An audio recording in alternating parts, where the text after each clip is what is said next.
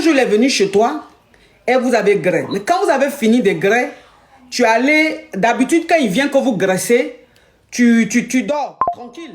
Tu ne te prends pas la tête, tu dors tranquille. Mais ce jour-là, quand vous avez fini de graisser, tu as voulu aller te nettoyer. Donc, tu vas, tu essayes de nettoyer bien la chambre et tout. Et ton doigt touche à quelque chose. Tu fais sortir de ton pétou, ce truc que tu as touché, tu fais sortir, c'est un gros comprimé. Donc le comprimé, alors que toi tu n'avais rien mis, tu ne te rappelles pas avoir mis un comprimé ou quoi que ce soit dans ton pétou. Tu as pris le comprimé, tu as mis dans un sopalin, tu as gardé. Et quand l'homme marié est rentré chez lui, tu as été voir un médecin ou un pharmacien, tu lui as montré le comprimé pour savoir de quoi il s'agissait. Voilà comment maintenant le médecin te dit que c'est un comprimé normalement. Quand une fille est en gbé, on met ça dans son pétou et puis le dénidja.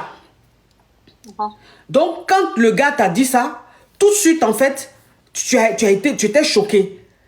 Tu as changé tes serrures et tout, tu as commencé à t'éloigner de lui et tout. Mais il insistait. Vous avez continué comme ça, mais en tout cas, tu faisais très attention à toi et à ton bébé. Maintenant, quand tu es arrivé à terme, il t'a dit qu'il a payé, il a déposé de l'argent dans une clinique pour que tu ailles accoucher là-bas, parce que c'est un homme marié quand même qui a les moyens et tout. Donc, il a donné l'argent dans une clinique, il connaît une clinique vraiment bien. C'est là-bas que tu vas accoucher. Et quand tu partais là-bas, bizarrement, on t'a déconseillé ça. C'est-à-dire que la personne à qui tu t'es confié t'a déconseillé. T'as dit, avec ce qui s'est passé la première fois et le comprimé là, moi, j'ai pas trop confiance. Donc, vaut mieux aller accoucher ailleurs. Faut pas aller où il t'a dit d'aller accoucher. Je n'ai pas confiance. Voilà comment tu n'es pas parti dans la clinique. Tu allais accoucher ailleurs. Donc, quand tu as fini d'accoucher, que tu l'as appelé maintenant pour lui dire que tu as accouché, le gars, il était en colère, il s'est fâché. Mais pourquoi la clinique, je t'ai dit d'aller accoucher là-bas, tu n'es pas parti, c'est dans une autre clinique, tu allais accoucher. Et tu lui as dit, mais ça fait quoi? Le plus important, j'ai accouché. Ok, donc on t'écoute, ma chérie. Voilà, donc quand j'ai accouché, je suis rentrée quelques jours après. Lui et sa communauté ont décidé de venir voir l'enfant. Et bizarrement, quand ils ont appelé pour dire qu'ils arrivent, l'enfant a eu un malaise. Voilà, l'enfant a eu un malaise, j'ai dû conduire l'enfant rapidement à l'hôpital. Et quand ils sont venus, malheureusement pour eux, ils ne sont pas tombés sur l'enfant. Tout ça, je dis que c'est la grâce de Dieu, parce que je ne sais pas avec quoi aussi il venait, peut-être pour... Voilà. Donc, moi, pendant tout ce temps, moi, on est restés quand même ensemble, parce que, bon, effectivement, je viens d'une famille assez poivre, tout ça, et c'est lui vraiment qui me gérait. Mais c'est côté enfant, là, il ne voulait pas, parce que il ne voulait même pas que sa femme soit avec une fille black. Tout ça, machin, voilà, bref. Et donc, quelque temps après, comme moi, j'ai beaucoup évolué dans les bars, dans les restaurants et tout, il a payé un restaurant et il a voulu que je gère le restaurant et tout. Donc, j'ai commencé à gérer, ça a commencé à marcher, tout ça en zone 4. Vraiment, c'était un restaurant qui était assez connu. Et on est resté comme ça dans la relation. Et puis, un jour, j'ai tapé sur table. Et comme, pardon, c'était pas à cause de moi. Et lui et sa femme, il y avait déjà des soucis. Ils ont pu divorcer et tout. Et il est revenu, il m'a dit, qui veut m'épouser? Et ce restaurant-là, finalement, il a mis ça à mon nom. Il a voulu que je prenne le restaurant, mais il ne vient pas voir l'enfant. L'enfant, il n'a jamais vu l'enfant. Du coup, j'ai confié l'enfant à une de mes sœurs. C'est elle qui élève l'enfant. L'enfant, mais il ne me connaît même pas en tant que sa maman. Mais en tout cas, chaque fois que je peux, je vais voir l'enfant, tout ça, je lui donne l'argent. En fait, si vous voulez, on essaie de cacher l'enfant pour ne pas que, comme il dit, sa communauté sache. Et puis, comme c'est lui qui s'occupe de moi et tout. Mais la question que je vais vous poser aujourd'hui, il a mis le restaurant à mon nom aujourd'hui. J'ai dû vendre le restaurant à 20 millions. J'ai mis l'argent sur mon compte. Et j'essaie de faire autre chose. Mais aujourd'hui, comme il a divorcé, il veut m'épouser. Bon, quelqu'un qui n'accepte pas mon enfant. Aujourd'hui, mon enfant est avec ma soeur. C'est vrai qu'il s'occupe de moi. Il me donne tout. Il m'a donné le restaurant et tout. J'ai pu mettre de l'argent sur mon compte et tout. Mais aujourd'hui, il veut m'épouser. Il veut que je sois sa femme. Qu'est-ce que je fais? Ok. C'est la question que je suis venue vous poser aujourd'hui. Ok.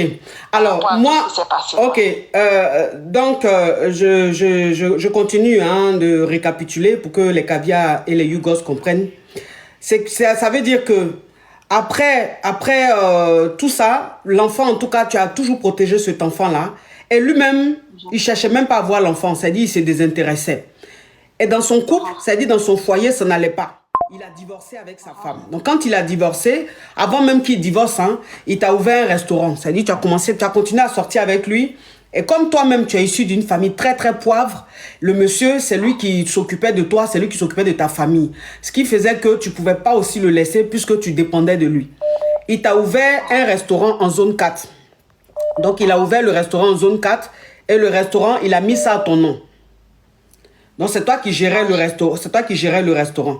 Quand il a divorcé avec sa femme, tu dis, tu n'as rien à voir avec le divorce. Hein? Ça n'allait pas dans leur couple. Non, non. Donc, voilà, ça n'allait pas dans leur couple. Voilà pourquoi ils ont divorcé. Quand il a divorcé avec sa femme, il est venu te dire que lui veut maintenant te marier. Mais toi, ton enfant, tu as laissé ton enfant chez ta soeur. C'est ta soeur qui s'occupe de l'enfant. Tu lui donnes de l'argent, tu prends soin de ton enfant, mais l'enfant n'est pas chez toi. Puisque le gars... tu sens pas que même il est intéressé par l'enfant, il se désintéresse et aussi pour protéger ton enfant parce que avec le comportement qu'il y a eu auparavant, tu as préféré déposer l'enfant chez ta soeur, c'est ta soeur qui prend soin de l'enfant. Toi maintenant, aujourd'hui, le restaurant il a ouvert pour toi, qu'il a mis en ton nom, ce restaurant-là, tu l'as vendu à 20 millions que tu as mis sur ton compte. Aujourd'hui, tu veux savoir, parce que le gars, il veut te marier, tu veux savoir si tu dois... accepter ce mariage-là ou pas. Moi, je vais te poser une question. Et la question, en fait, elle est très importante parce que toi, quand j'entends ton accent, tu es une Ivoirienne. Oui. Certainement. Et la nationalité de cet homme-là, bon, tu n'as pas envie de dire ce que je respecte, mais il était quand même important de savoir ses origines. Parce que souvent aussi, les origines nous permettent en fait de comprendre le pourquoi du comment. Mais si tu n'as pas envie de dire, de peur qu'on te reconnaisse, je respecte. Mais en tout cas, moi, ce que je vais te dire, c'est que cet homme-là, c'est vrai, il a beaucoup de moyens, il prend soin de toi, tu es issu d'une famille très pauvre, tu as envie de réussir, c'est vraiment le canal par lequel tu peux passer pour arriver loin, pour pouvoir t'occuper de tes enfants, ça je peux bien comprendre. Mais moi, ce que je te dis sincèrement, fais très attention, parce que le monsieur, il a un comportement assez suspect. Ça dit, il est quand même bizarre, parce que un homme qui veut toi te marier, et qui ne s'intéresse pas à sa propre fille, à son propre enfant, je me demande si cet homme-là t'aime vraiment. Excusez-moi, je vais vous couper quelques secondes. En fait, le mariage, même en plus, ce qu'il me demande, qu'on fasse genre à Bassam, éloigné quoi, on va pas porter d'alliance. C'est-à-dire quand on est là, on sait pas qu'on est mariés. Mais nous deux, on sait qu'on allait se marier en fait. C'est comme ça, il veut. Et puis, je vais pas vivre chez lui, hein. Je vais pas vivre chez lui, je suis chez moi, il est chez lui. Et puis quand on doit se voir, soit je pars chez lui, je vais faire le week-end. Comme avant, quoi, comme c'était sa maîtresse. Mais au fond, nous deux, on sait qu'on est mariés légalement. Donc ça veut dire ça veut dire qu'il veut te marier, mais ça veut dire que le mariage qu'il va faire, il faut pas que tu portes d'alliance, il faut pas qu'on sache que vous êtes mariés. Il est chez lui, toi tu es chez toi, mais c'est toi et lui qui savez que vous êtes mariés.